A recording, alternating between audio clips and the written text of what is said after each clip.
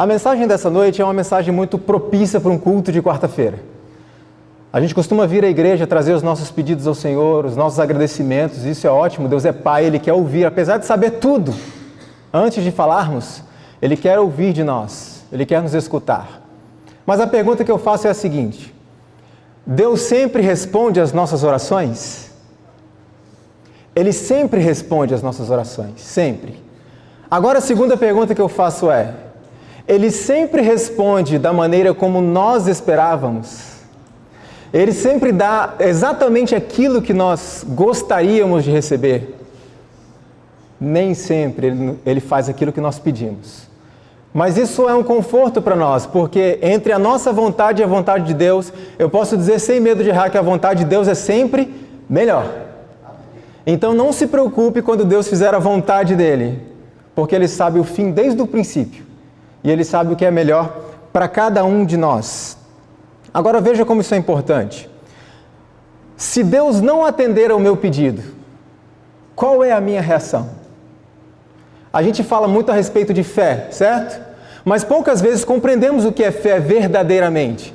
Imagine o seguinte: se eu sei o que vai acontecer e se eu tenho certeza de que Deus vai responder desta e desta maneira, eu preciso de fé? Não preciso de fé. E muitas vezes Deus não responde às nossas orações da forma como gostaríamos, e muitas vezes Deus permite algumas provações na nossa vida para fortalecer a nossa fé, para que possamos compreender que Ele é soberano. Existe, irmãos, uma corrente aí, sendo espalhada no meio cristão em geral, que diz assim: entregue o seu coração a Cristo, seja fiel a Deus e tudo na sua vida vai melhorar. Verdade ou mentira? Mentira. Muitas vezes, eu não sei se acontece na sua vida ou só na minha, muitas vezes quando eu decido ser fiel a Deus, decido entregar a minha vida ao Senhor, parece que as coisas pioram. Já aconteceu na vida de alguém aqui? Então nós precisamos entender por que muitas vezes, quando nós decidimos ser fiéis a Deus, quando nós decidimos buscar ao Senhor, por que muitas vezes as coisas pioram em nossa vida? Porque se nós compreendermos o que está por trás disso, nós não vamos desistir quando vierem as provações. Muitas pessoas creem que a vida cristã se resume: eu faço e Deus me devolve em dobro. E quando Deus não me devolve em dobro, a tendência do ser humano é desanimar. Porque eu aprendi que se eu for fiel, tudo vai dar certo. E muitas vezes não é isso que acontece. Agora, ao final dessa jornada, tudo vai dar certo. Mas ainda não. Não aqui, não agora, não neste momento. Para nós compreendermos o que acontece na nossa vida, nós vamos abrir a Bíblia num livro que nós estamos estudando nesse trimestre, o livro de Jó. Vamos tirar mais algumas lições, além daquelas que já temos tirado no estudo da lição desse trimestre. Jó, no capítulo 1, nós precisamos entender claramente o que se passa aqui, qual é a essência do grande conflito entre o bem e o mal, para que não venhamos a desistir quando percebemos que nem tudo na nossa vida são flores. E que Deus nunca prometeu que tudo seria mil maravilhas. Mas Ele prometeu uma coisa: que mesmo em meio à tribulação, às provações, Ele estaria conosco. Olha só o que acontece aqui. Vamos recapitular algumas coisas que já temos visto neste trimestre. Jó capítulo 1, verso 1 diz assim: havia um homem na terra de Uz cujo nome era Jó, homem íntegro e reto, temente a Deus e que se desviava do mal. Verso 6 em diante. Num dia em que os filhos de Deus vieram apresentar-se perante o Senhor, veio também Satanás entre eles. Então perguntou o Senhor a Satanás: de onde vens? Satanás respondeu ao Senhor e disse: de rodear a terra e passear por ela. Perguntou ainda o Senhor a Satanás: observaste o meu servo Jó? Porque ninguém há na terra semelhante a ele, homem íntegro e reto, temente a Deus e que se desvia do mal. Então respondeu Satanás ao Senhor: porventura Jó debalde teme a Deus, ou seja, Jó teme a Deus à toa? Acaso não o cercaste com sebe, a ele, a sua casa, a tudo quanto tem? A obra de suas mãos abençoaste, e os seus bens se multiplicaram na terra? Estende, porém, a mão e toca-lhe em tudo quanto tem, e verás, se não blasfema contra ti na tua face. Disse o Senhor a Satanás: eis que tudo quanto ele tem está em teu poder, somente contra ele não estendas a mão, e Satanás saiu da presença do Senhor. E aí eu pergunto uma coisa para você. Qual é a primeira lição que nós podemos tirar disso que acabamos de ler? A primeira lição é a seguinte: quem é que manda? Deus. Deus é quem manda. E Satanás só age dentro daquilo que Deus permite que ele faça. E aí você me faz uma pergunta: Leandro, então por que há tantas tragédias?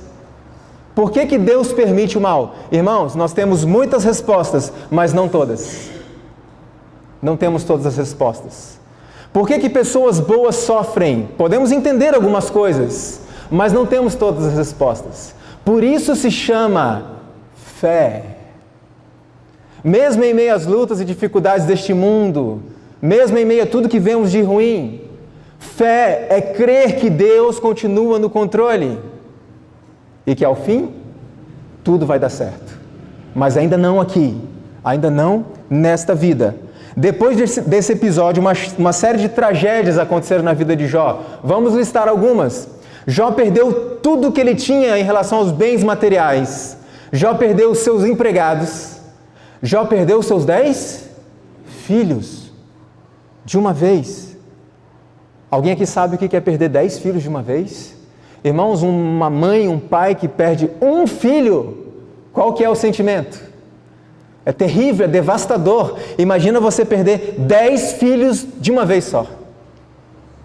E mais uma série de coisas aconteceram na vida de Jó depois disso. Ele perdeu absolutamente tudo, com exceção de sua esposa. Por que razão Satanás não tocou em sua esposa? Jó também não perdeu a sua vida e até então não havia perdido a sua saúde. Ainda estava bem. Depois de tudo isso que aconteceu na vida de Jó, Jó entrou em pânico, em desespero, começou a questionar Deus. Onde está o Senhor que deixou isso acontecer comigo? Foi isso que aconteceu, irmãos? Sabe o que aconteceu? Leia junto comigo o verso 20 em diante. Preste atenção numa coisa antes de lermos. Se eu, Leandro, perdesse tudo que eu tenho, não seria muita coisa. Mas Jó tinha muito ou pouco a perder? Muito. Era o homem mais rico daquela região. E ele perdeu tudo. Olha o que aconteceu depois. Jó capítulo 1, verso 20. Então Jó se levantou, rasgou o seu manto, rapou a cabeça, lançou-se em terra e adorou. Eu pergunto uma coisa: Jó ficou triste? Sim ou não? Profundamente triste. Então, lição para nós, irmãos: o cristão pode se entristecer, o cristão ele pode chorar, ele pode se angustiar, isso faz parte da vida humana.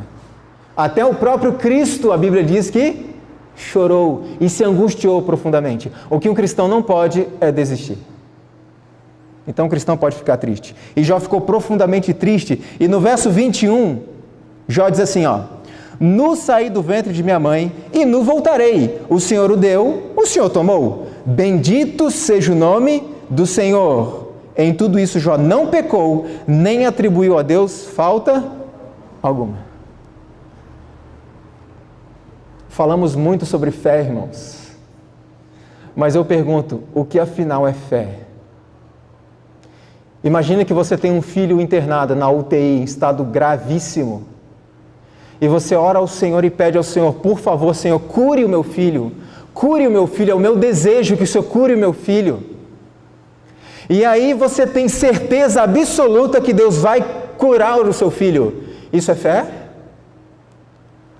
Isso não é fé. Isso se chama pensamento positivo. Sabe o que é fé, irmãos? Fé é dizer ao Senhor, Senhor, por favor, cure o meu filho. Cure o meu filho. Mas se o Senhor curar ou não, eu sigo confiando. Isto é fé. O Espírito de Profecia nos diz que Abraão foi conhecido como o pai da fé, justamente por uma característica que ele tinha. Ele obedecia. E algumas pessoas dizem, não, mas a Bíblia diz que fé é a certeza das coisas que nós não vemos. Então, não estou vendo meu filho ser curado, mas tenho certeza que vai. Não é esse o contexto, irmãos.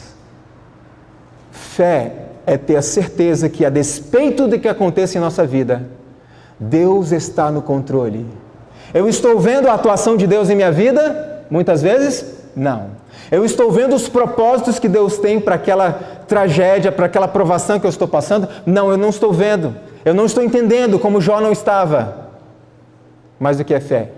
É seguir confiando, sabendo que Deus está no controle. Eu pergunto a você, quando Deus devolveu tudo a Jó, em algum momento Deus explicou para Jó o que tinha acontecido na vida dele?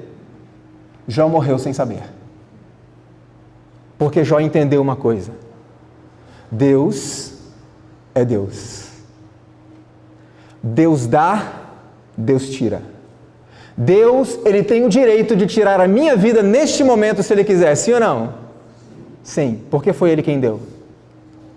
Agora veja que interessante uma coisa aqui. Algumas pessoas poderiam dizer que isso é descrer em Deus.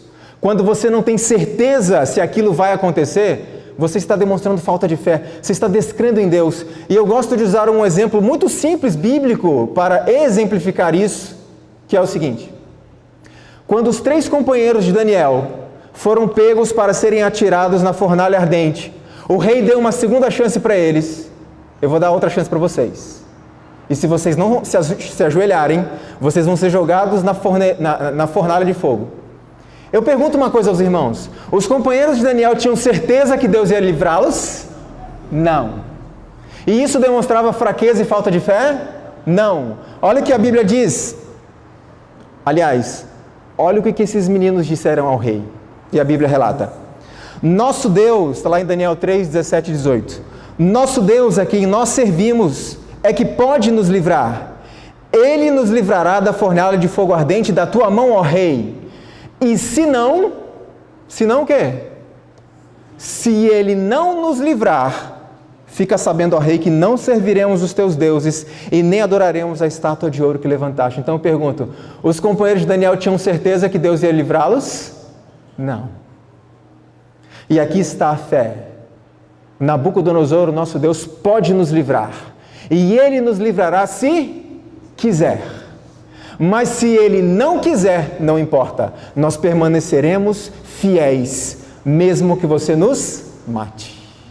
Oh, irmãos, que fé!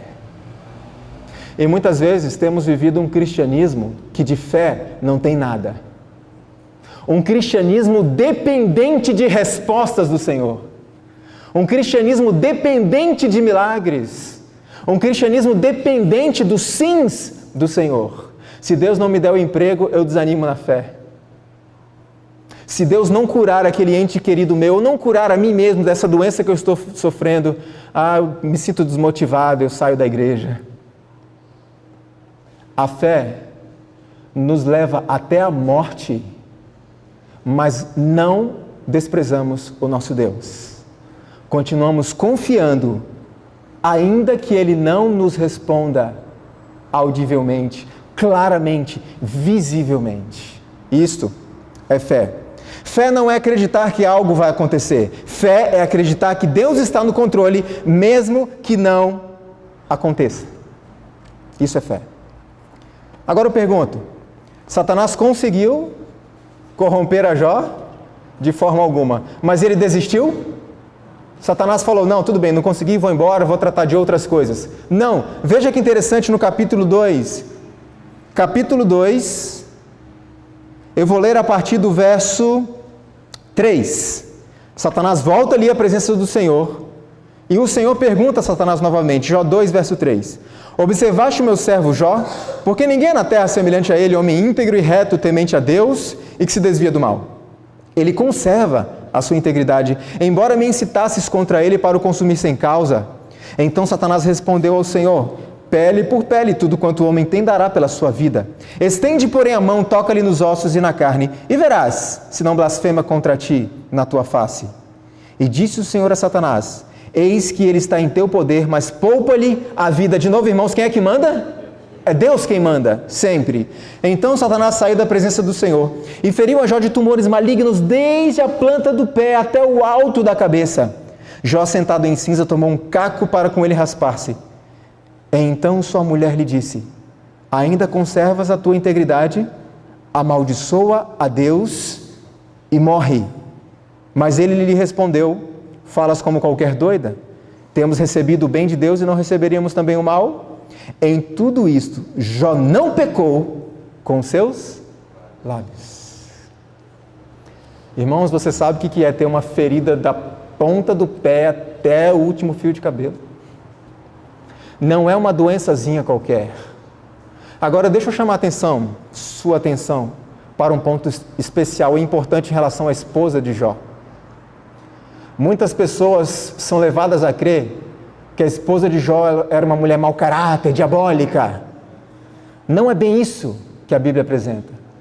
Na verdade, irmãos, um momento de fraqueza é suficiente para Satanás nos usar. Lembra-se de Pedro? Cristo disse que iria para Jerusalém, seria morto. O que Pedro falou? Não, Senhor, de forma alguma isso vai acontecer. E Cristo respondeu: afasta-te de mim, Satanás, você me serve de tropeço. Veja, um momento de fraqueza na vida de Pedro foi suficiente para Satanás usá-lo. Agora eu pergunto, eu sei que tem mães aqui, coloque-se no lugar da esposa de Jó. O quanto esta mulher sofreu. Justifica a reação dela? Não justifica, mas é compreensível, não justificável. Por que eu digo que não é justificável? Porque Jó era tão pecador quanto ela, tão ser humano como ela, mas Jó não blasfemou de Deus. Ou seja, o poder disponível a ele estava disponível a ela. E está disponível a todos nós. Mas Satanás poupou sua esposa para poder usá-la quando fosse propício. Eu pergunto uma coisa aos irmãos, outra lição para nós. Quando nosso irmão está sofrendo, está passando por um momento de provação e dificuldades, como nós reagimos? Temos sido o bálsamo que os nossos irmãos precisam? Ou simplesmente os afundamos ainda mais no seu desespero, como aconteceu com Jó? Irmãos, eu vou além. Nós temos compreendido e temos conhecido que muitos dos nossos irmãos estão sofrendo. Temos percebido isso entre nós. Mas, Leandro, não tem como eu adivinhar que um irmão está passando por algum problema? Não, não tem. Mas eu não preciso adivinhar quando entre nós há uma coisa chamada convivência. Irmãos, infelizmente isso é algo que não há mais entre nós. Convivência. Frequentarmos a casa uns dos outros, para conhecermos uns aos outros, as dificuldades que enfrentamos e ajudarmos uns aos outros. Infelizmente, muitos de nós só nos encontramos e nos falamos quando? Na igreja. Por que não convivermos mais? Sermos mais próximos uns dos outros, para que sejamos um auxílio um ao outro quando nós precisamos. Quando nós precisarmos. Traduzindo a resposta de Jó à sua mulher: você não sabe o que diz, eu pertenço a Deus, a minha vida está nas mãos dele, e ele faz o que quiser de mim, ele tem esse direito. Essa foi a resposta. Jó não era um cristão de ocasião, Jó permaneceu fiel a Deus a despeito das circunstâncias. E quando a provação passou, o que aconteceu na vida de Jó? Deus devolveu a ele tudo, aliás, mais do que ele tinha anteriormente. Por quê? Aí que está, houve uma barganha. Deus permitiu a prova, Jó foi fiel e Deus devolveu tudo mais do que ele tinha antes. Foi uma troca, irmãos? Não. Sabe por que Deus devolveu tudo mais ainda do que ele tinha? Porque Jó não dava a mínima para as coisas. Então Deus podia dar, porque aquelas coisas não levariam Jó à perdição. Porque ele não ligava para a riqueza, ele tinha um profundo amor a Deus. Agora eu pergunto, Deus deve satisfações a alguém? Sim ou não? Deus não deve satisfação a ninguém. E pela sua misericórdia eu fico impressionado com isso. Nós vamos passar 1000 anos no céu fazendo o quê? Deus vai dar satisfação para a gente durante 1000 anos. Mas Ele não precisa fazer isso, Ele é soberano. Então eu pergunto, por que Deus permitiu que Satanás o desafiasse dessa forma? Deus conhecia o coração de Jó? Sabia que Jó era fiel E ele não era fiel só por causa de bens materiais? Deus sabia, mas por que Deus permitiu que Satanás o desafiasse? Deus sabia, mas e os outros seres criados? Não. Irmãos, olha só como Deus é justo.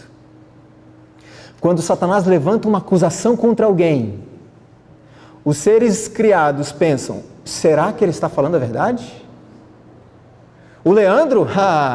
Você acha que o Leandro é fiel ao Senhor? O Leandro quer coisas de ti, quer coisas. Você o abençoa, ele tem tudo o que precisa, agora tira dele para ver se ele é fiel de verdade. Irmãos, Deus conhece o coração, mas os seres criados ficam pensando, será? Será que Satanás está certo? Então Deus diz, vai lá e prova. E aí uma série de coisas acontecem na nossa vida. Quer ver que interessante que você vai ler no livro O Grande Conflito, página 498. Mesmo quando foi decidido que ele não mais poderia permanecer do céu, Deus não destruiu a Satanás. Por quê? Os habitantes do céu e de outros mundos, não estando preparados para compreender a natureza ou as consequências do pecado, não poderiam ter visto então a justiça e misericórdia de Deus com a destruição de Satanás. Houvesse ele sido imediatamente excluído da existência e teriam servido a Deus por medo e não por amor. A influência do enganador não teria sido destruída por completo, tampouco o espírito de rebelião se teria desarraigado totalmente. Para o bem do universo inteiro, através dos séculos sem fim, devia Satanás desenvolver mais completamente seus princípios, para que suas acusações contra o governo divino pudessem ser vistas sob sua verdadeira luz por todos os seres criados e para sempre pudessem ser postas acima de qualquer dúvida a justiça e misericórdia de Deus e a imutabilidade de sua lei. No grande plano da redenção, Deus se comprometeu a não condenar ninguém até que todas as dúvidas tenham sido sanadas, resolvidas. E Deus permite a provação, não apenas para revelar ao universo, mas também para revelar a mim quais são os meus verdadeiros interesses ao buscar ao Senhor. Irmãos, muitas vezes eu me acho um bom cristão, e Deus permite a prova para mostrar que eu ainda tenho arestas a serem aparadas. Pela sua misericórdia, Ele o faz. Além disso, Deus usa a provação para moldar o nosso caráter. Assim como o ouro só tem valor e se torna algo vistoso depois que passa pelo quê? Pelo fogo. Veja que palavras confortadoras. Testemunhos Seletos, volume 1, página 313. As provas a que os cristãos são submetidos são os meios indicados por Deus para separar a palha do trigo. Olha o que mais. Nosso orgulho, nosso egoísmo, nossas ruins paixões, nosso amor aos prazeres mundanos precisam todos ser vencidos. Portanto, Deus permite aflições para nos experimentar e provar e mostrar-nos que esses males ainda existem em nosso caráter. Cumpre-nos vencê-los mediante a força e graça que ao mesmo tempo nos dá, a fim de sermos participantes da natureza divina.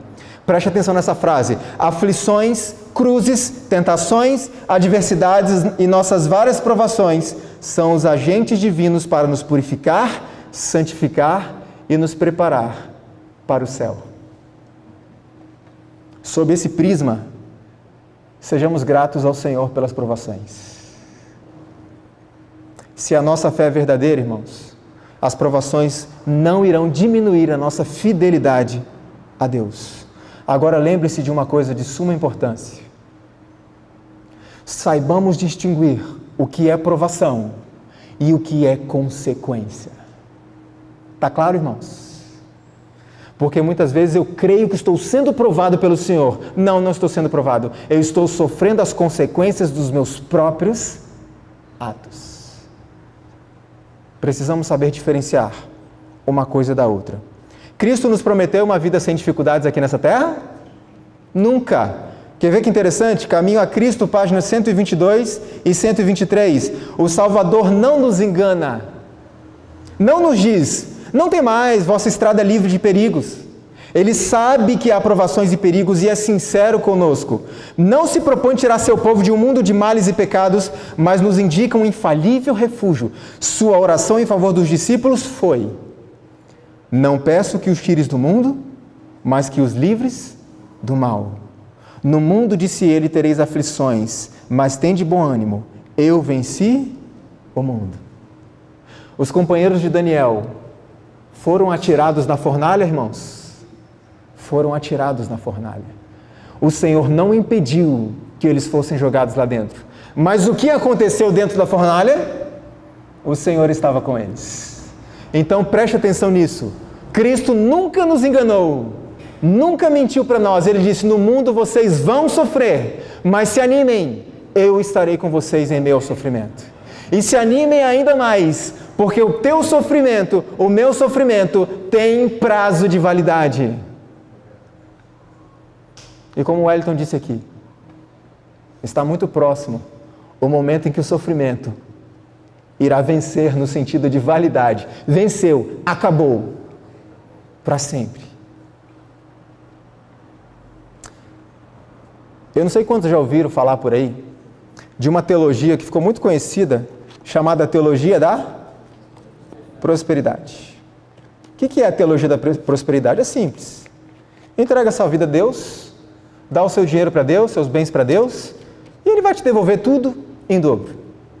Certa vez eu estava assistindo a uma pregação de um pastor não adventista, e ele falou algo que me chamou a atenção e ficou guardado aqui na minha mente até hoje. Ele disse assim: eu vou ensinar para vocês a verdadeira teologia da prosperidade. E as pessoas todas atentas, vamos lá.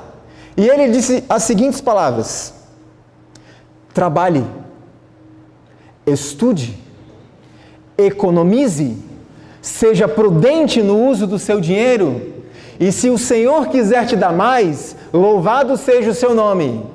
Mas se Ele não quiser te dar mais, não é obrigação dEle e nem é a essência do Evangelho. Eu pergunto a vocês, essa teologia da prosperidade funciona ou não funciona, irmãos? E acima de tudo, a prosperidade prometida verdadeiramente pelo Senhor não é necessariamente material, mas uma prosperidade espiritual, crescimento na graça. Irmãos, você sabe qual é a maior bênção quando nós devolvemos 10% dos nossos rendimentos? É o desprendimento de dizer: eu não preciso disso, porque quem me sustenta é o Senhor. Sabe qual a maior bênção, uma das maiores bênçãos do Santo Sábado? E por que Deus instituiu o sábado? Porque nós podemos testemunhar diante de todo mundo: eu posso parar 24 horas tudo que eu estou fazendo do meu trabalho e não levar nenhum prejuízo com isso, porque é o Senhor que me sustenta. Por isso temos essas 24 horas, para esquecermos nossas atividades seculares e nos preocuparmos mais com o nosso próximo e o nosso relacionamento íntimo com o Senhor. Certa vez, eu não sei quantos ouviram essa notícia algum tempo atrás, numa cidade da Nigéria chamada Kaduna, ocorreu um incidente. Aliás, foram vários incidentes no mesmo dia. Algumas igrejas, existiam pessoas reunidas em algumas igrejas naquela cidade, e de repente, algumas dessas igrejas foram atacadas com bombas, e muitas pessoas ali morreram, igrejas foram destruídas. E eu pergunto uma coisa para você: se você soubesse que existe uma forte possibilidade de, ao vir à igreja nesta quarta-feira à noite, a igreja sofresse um atentado à bomba e você perdesse a sua vida, se você soubesse que há esse risco, você viria? Pense. Você viria? E os irmãos constantemente se reunindo, até que um dia sofreram um atentado, explodiram a igreja, pessoas morreram, muitas pessoas feridas, a igreja ficou destruída. E eu pergunto a você, aqueles que sobreviveram, o que fizeram depois disso? Olha, não vou mais para a igreja não, está muito perigoso. Eu posso adorar a Deus em casa, vou adorar a Deus com minha família em casa. Foi isso que eles fizeram? Irmãos, eles reconstroem a igreja e continuam se reunindo. Mas, meu amigo, se você vai à igreja, a igreja já explodiu uma vez, colegas seus morreram, amigos, familiares, irmãos da igreja morreram. Você vai de novo? E eles vão de novo. E de novo. E de novo. Para os nossos irmãos lá do Oriente, irmãos, a única preocupação que tem ao ir à igreja é se irão voltar para casa. Mesmo assim, eles vão. Então, faço a pergunta de novo. Se você estivesse na pele de um deles, iria? E aí alguns me perguntam, mas Leandro, por que eles são assim? Sabe por que eles são assim, irmãos? Porque eles entenderam uma coisa. Deus prometeu aos seus filhos ouro, prata, pedras preciosas, sim ou não? Prometeu, mas não para agora. Não para esta vida aqui na terra. E eles entenderam isso, que a recompensa prometida não é para agora. Então, com saúde ou doentes, empregados ou desempregados, com dinheiro ou sem dinheiro, eles querem a Cristo. Mas, meu irmão, se você for à igreja, você pode perder a sua vida. E eles responderão provavelmente, para mim o viver é Cristo e o morrer é lucro. Se eu tiver que morrer por Cristo, eu morrerei. E aí eu pergunto de novo, enquanto há pessoas do outro lado do mundo, dando a sua vida para estarem no culto na igreja, o que eu tenho feito com os privilégios que tenho na minha vida cristã deste lado do planeta? A recompensa prometida, irmãos, não é para agora. Você quer ver uma coisa interessante? Livro de Hebreus, capítulo 11. Eu quero mostrar para vocês o que ganharam aqueles homens que ficaram conhecidos como os heróis da fé. Hebreus capítulo 11 é o que nós chamamos de galeria dos heróis da fé. Eu vou ler com os irmãos só os versos 36 a 39 de Hebreus 11. E olha só, aqui está relatado homens pecadores como nós, seres humanos como nós, mas que se entregaram verdadeiramente a Cristo, foram fiéis ao Senhor. E olha o que aconteceu com eles. Verso 33 em diante. Outros, por sua vez, passaram pela prova de escárnios e açoites, sim, até de algemas e prisões. Foram apedrejados, provados, cerrados pelo meio, mortos a fio da espada, andaram peregrinos, vestidos de peles de ovelhas e de cabras, necessitados, aflitos, maltratados, homens dos quais o mundo não era digno, errantes pelos desertos, pelos montes, pelas covas, pelos antros da terra.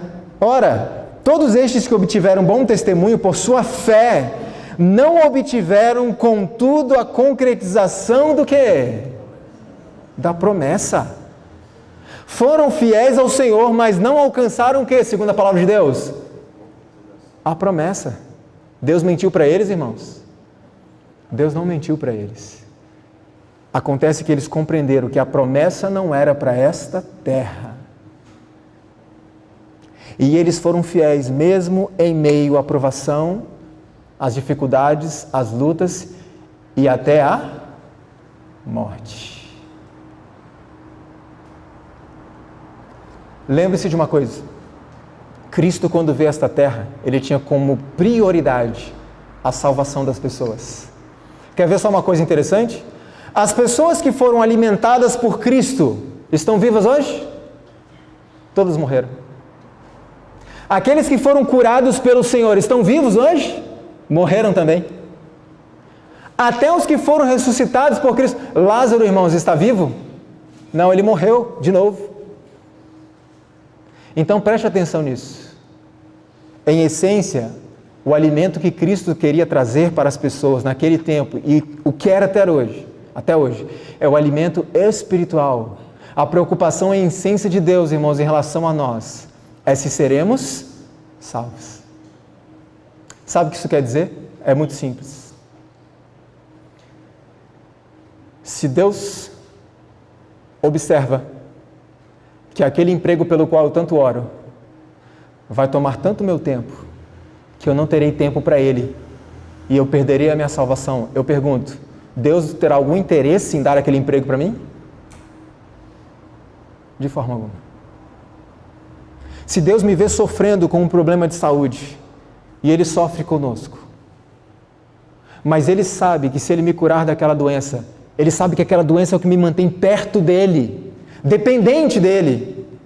E Ele sabe que se me curar daquela doença, eu me afastarei dEle e perderei a minha salvação. Eu pergunto, Ele tem algum interesse em curar aquela doença, irmãos? Então tenham muito cuidado com a famosa frase, eu determino que Deus cure, que Deus faça, que Deus responda. Não, nós não determinamos nada. A gente só aceita. Deus é o soberano, nós somos os servos. Muitas vezes a gente questiona por que existe sofrimento no mundo. Não temos todas as respostas. Em muitos casos, consequência do pecado. Mas em outros casos, não sabemos. Por que pessoas boas sofrem? Agora, irmãos, eu pergunto uma coisa para você. Qual foi o momento em que você ouviu alguém se queixar de um homem ter vindo a este mundo, sofrer, ser espancado, cuspido, sem merecer? Quantas vezes você ouviu alguém questionar Deus, porque Cristo veio a este mundo sem merecer e morreu sem ter feito nada? Você já ouviu alguém questionar isso?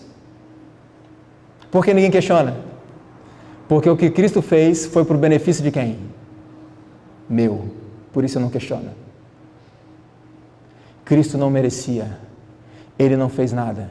E em toda a história da humanidade, ninguém nunca sofreu ou sofrerá como Ele. E mesmo em meio ao sofrimento mais intenso da sua vida, Ele disse ao Senhor, Pai, se for possível salvar as pessoas de uma outra forma, por favor, me ajude, passa de mim esse cálice. No entanto, faça a tua vontade, não a minha. Eu estou disposto a ir até o fim, de acordo com a tua vontade. E Cristo certa vez disse que o discípulo não é maior do que o quê? Do que o seu mestre. Se Cristo sofreu, irmãos, por que eu não aceito o sofrimento na minha vida? No mundo tereis aflições, mas se anime, Cristo venceu o mundo e nós podemos também, por meio dele, vencer. Esse momento veio na vida de Jó e Jó não entendeu e ele morreu sem entender. E muitas coisas acontecem na nossa vida, a gente também não entende, mas deixa eu dizer uma coisa para você, está se aproximando o dia em que Deus responderá todas as nossas perguntas. Ele vai esclarecer tudo, o porquê do sofrimento, o que aconteceu na minha vida, na sua vida, qual era o propósito de Deus. Irmãos, o Espírito de Profecia diz que onde nós vemos aqui só propósitos frustrados, quando chegarmos ao céu, nós vamos compreender que aquela provação mais ferrenha pela qual passamos, foi justamente um instrumento de Deus para nos levar um dia para o céu. E nós vamos compreender isso. Se eu estou morno na fé, pode ser que eu não perceba essa luta que existe. Porque Satanás acha muito bom. A mornidão para ele está ótimo, está excelente. Mas quando eu decido buscar um relacionamento com Deus, verdadeiro, diário, íntimo, as coisas mudam. Na prática, olha como as coisas funcionam. Imagine que hoje você é insatisfeito com a sua condição espiritual, eu insatisfeito com a minha condição de cristão morno, decido a partir de agora buscar ao Senhor. Eu vou estudar a minha Bíblia diligentemente todos os dias, vou gastar tempo em oração ao Senhor, vou gastar tempo com Deus, vou buscar poder para fazer as reformas que o Senhor nos pediu, para que tenhamos um corpo saudável, uma mente saudável, para compreendermos a palavra do Senhor, as impressões do Espírito Santo. Tomei essa decisão. Amanhã, às 4 horas da manhã, eu estou de pé, porque eu tenho que sair cedo para o trabalho. E eu entendi que eu devo colocar o que em primeiro lugar? O reino de Deus, a comunhão com Deus. Eu vou acordar às 4 horas da manhã para buscar ao Senhor, estudar a minha Bíblia, passar um tempo com Ele, orar, interceder pelos irmãos. Quando eu saio, irmãos, para o meu trabalho, dirigindo-me ao meu trabalho, eu bato o carro. Por causa do acidente, eu chego no trabalho atrasado, desesperado, quase na hora do almoço. O meu chefe me chama na sala e diz, pegue as suas coisas, está demitido. Quando eu chego em casa, depois de ser demitido, a minha esposa foi embora com os meus filhos. Irmãos, qual a conclusão que eu posso chegar no fim desse dia? Puxa, Senhor, acordei 4 horas da manhã para te buscar, estar contigo. Foi o pior dia da minha vida. Quer saber? Isso não dá certo. No dia seguinte, o que eu faço? Eu acordo pela manhã e vou procurar emprego, mas não pego a minha Bíblia, não oro, não estou nem aí. Sabe o que acontece nesse dia, irmãos? A pessoa que bateu no meu carro me liga e fala assim: eu não vou mandar consertar o seu carro. Eu estou indo na sua casa para te entregar um carro 0 km para substituir.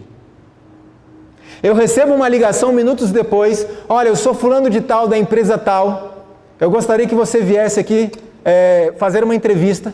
E eu corro para a entrevista, quando eu chego lá, eu sou aprovado imediatamente, eu vou ganhar 3 vezes mais do que o emprego anterior. Quando eu chego em casa à noite, quem está lá? Me esperando? Minha esposa, meus filhos. Qual a conclusão que eu chego ao final do dia?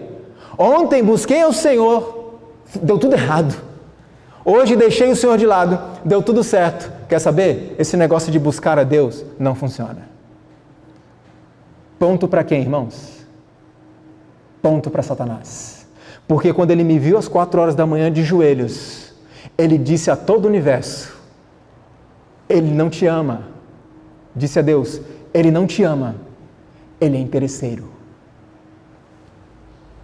E sabe o que Deus responde? Vai lá e prova. E aquele dia é o pior da minha vida. Quem foi o responsável pelo dia? Satanás. No final do dia, quando eu falo, Deus não vale a pena, Satanás diz: eu não disse? Eu pergunto, quem foi o responsável pelo mau dia, irmãos? Satanás. Quem foi o responsável pelo bom dia? O que acontece quando Satanás se retira? Nada de mal acontece.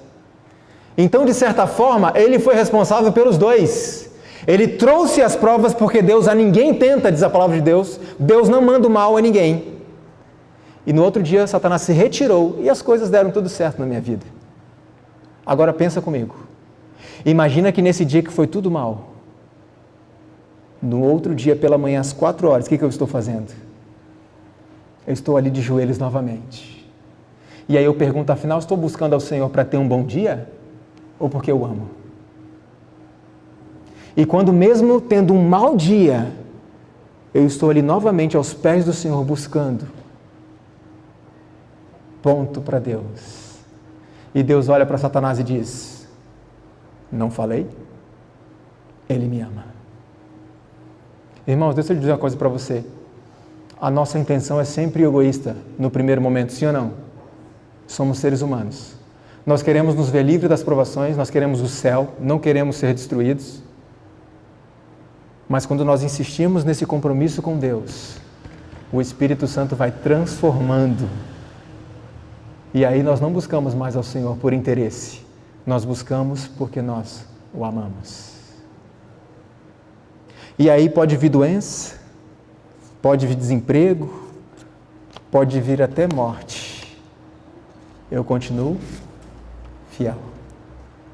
Eu confesso aos irmãos que eu fico muito triste e preocupado. Sabe por quê? Porque nós não deveríamos pedir tanto quanto pedimos. Nós deveríamos passar a maior parte do tempo agradecendo. Nós não deveríamos, irmãos, ter em nosso meio as mesmas doenças que existem no campo dos egípcios. Mas nós temos. Nós não deveríamos ter muitos dos mesmos problemas que as pessoas do mundo têm. Mas nós temos. Por quê? Buscar em primeiro lugar o reino de Deus e a sua justiça, e todo o resto vai ser acrescentado. O resto, irmãos, não é o que nós queremos, é o que nós precisamos. E qual que é a minha falha, muitas vezes? Eu quero buscar ao Senhor por causa dos meus pedidos, mas eu me esqueço de buscar o Senhor em primeiro lugar e permitir que as outras coisas me sejam acrescentadas. Algumas pessoas dizem o seguinte: Satanás vence Deus então? Não. Satanás nunca vence a Deus. Satanás vence a mim. E quando eu desisto de buscar a Deus porque Ele não atende as minhas orações, pelo menos não da forma como eu esperava, eu estou dando um ponto para o inimigo. E Satanás venceu a Deus? Não. Satanás venceu a mim. Então eu apelo a esta igreja, aconteça o que acontecer, não desanima. Não desiste. Vamos sofrer, vamos nos entristecer, isso faz parte da vida cristã. Chore, peça a Deus, implore com o Senhor, mas seja feita a vontade dEle. Aconteça o que acontecer, permaneça fiel. E no momento em que você tomar a sua decisão de buscar ao Senhor fielmente, diariamente, por meio do estudo da Bíblia e da oração, Satanás vai cochichar no seu ouvido o seguinte: agora? Olha o tempo que você passou longe, agora você vai, olha tudo que você fez, olha o que tem feito na sua vida, você acha que Deus vai querer te ouvir a uma altura dessa? E se Ele disser isso a você, responda para Ele: Cristo me disse, os que têm saúde não necessitam de médico, mas sim os que estão doentes. Se você, irmão, está sofrendo de um câncer chamado pecado, seja bem-vindo ao grupo, eu também estou. É por nós que Cristo veio. Ele disse: não vim chamar justos, entenda, justos aos seus próprios olhos, mas eu vim chamar pecadores ao arrependimento. Veja, Cristo veio buscar doentes, mas para curá-los. Veio buscar pecadores, mas para transformá-los. Alguém já ouviu aquela frase: a igreja é um hospital? Sim ou não? A igreja é lugar de doentes? Então me responda uma coisa. Imagine que você está muito doente e eu te sugiro um hospital que eu conheço que é excelente. Você vai em tal lugar, vai àquele hospital e você vai passar 30, 40, 50 anos doente lá dentro. Eu pergunto: o que você pensa de um hospital desse? O que eu vou fazer num lugar desse? Então preste atenção nisso. A igreja é um hospital? Sim. Um local instituído pelo próprio Deus para que pessoas doentes venham para ser curadas. E eu não posso permanecer na igreja 20, 30 anos com a mesma doença. E muitas vezes, irmãos, a cura dói. E Deus permite a provação. Imagine um médico muito famoso que vai tratar de você e a enfermeira diz: doutor, vamos aplicar aquela injeção nele que vai salvar a vida dele. E o médico diz: não faça isso. Por que não? Porque dói. Então vamos dar esse remedinho aqui. Não, de forma nenhuma. Por quê? Porque é amargo. Porque ele não gosta. Que hospital é esse, irmãos? E que médico é esse? Que mantém os doentes doentes. O importante é que busquemos ao Senhor. E Ele diz que aquele que vem a mim, de maneira nenhuma, eu lançarei fora. Eu quero ler o último texto, Mensagens Escolhidas, volume 2. Preste atenção nisso. Os que têm suportado as maiores tristezas, preste atenção, são frequentemente os que levam aos outros os maiores confortos. Introduzindo a luz do sol aonde quer que vão, esses foram purificados e enternecidos por suas aflições, mas não perderam a confiança em Deus quando assaltados pelas dificuldades. Antes, se apegaram mais intimamente ao seu protetor amor. Esses são uma viva prova do terno cuidado de Deus, que nos disciplina para o nosso próprio bem. Existe um texto do Espírito e Profecia que diz assim: ninguém se dá ao trabalho de podar espinheiros. Você já viu um jardineiro podando um espinheiro? Cuidando do espinheiro, molhando o espinheiro? Não. E a irmã White diz assim: se Deus permite a provação, estou dizendo provação, consequência é outra coisa. Ela diz que se Deus permite a provação, é porque Ele vê em nós algo que pode ser usado para a sua glória.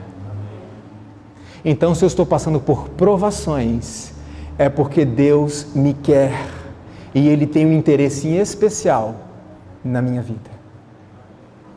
Irmãos, aconteça o que acontecer na sua vida, não desiste. Porque a Bíblia diz que a nossa momentânea tribulação produz para nós um peso de glória muito excelente. E quando nós chegarmos ao céu, nós veremos quão pequenas foram as nossas provações. E nós veremos que valeu a pena. O meu apelo a esta igreja: peça, ore, implore, gaste tempo, chore aos pés do Senhor. Mas aconteça o que acontecer depois disso, permaneça fiel. Permaneça fiel. Que o Senhor nos abençoe, que o Senhor nos desperte e que a cada manhã possamos buscar o poder de Deus para que Ele possa desenvolver a fé em nosso coração, a fé em nossa mente, para que possamos enfrentar as provações, enfrentar as dificuldades ao lado dEle. E muito em breve, quando Ele vier, que possamos estar de braços abertos e dizer: esse é o nosso Deus a quem aguardávamos, e Ele nos salvará. Que o Senhor nos abençoe. Amém.